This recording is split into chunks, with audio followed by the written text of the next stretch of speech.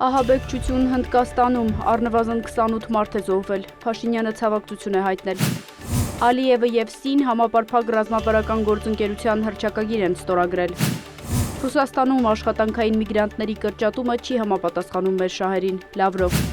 Ռուսական դրոնները կրկին հարվածել են ուկրաինական քաղաքներին, կան զոհեր ու վիրավորներ։ Կիևն իրավաբանորեն չի ճանաչի Ղրիմի օկուպացիան, Զելենսկի։ Ջեյդի Վենսը չի մասնակցել արտգործնախարարների լոնդոնյան հանդիպմանը Ղրիմի մասին Զելենսկու հայտարարության պատճառով, հանդիպումը չեղարկվել է, արևմտյան ԶԼՄ-ներ։ Չինաստանից ներմուծման մաքսատուրքերը կնվազեն, բայց չեն վերացվի, Թրամփ։ Ուժեղ երկրաշարժեր Ստամբուլի մոտակայքում, ամենահզորը 6.2 մագնիտուդով։ Անտառային հրդեհներ Միացյալ Նահանգների Նյու Ջերսի նահանգում, հազարավոր բնակիչներ են տարհանվել։ Վատիկանում մեկնարկել է Հռոմի Պապի վերջին հրաժեշտի արարողությունը, այն կտևի մինչև ապրիլի 25-ը։